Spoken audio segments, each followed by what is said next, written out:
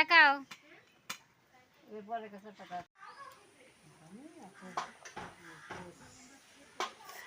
অনেক গিফটের মধ্যে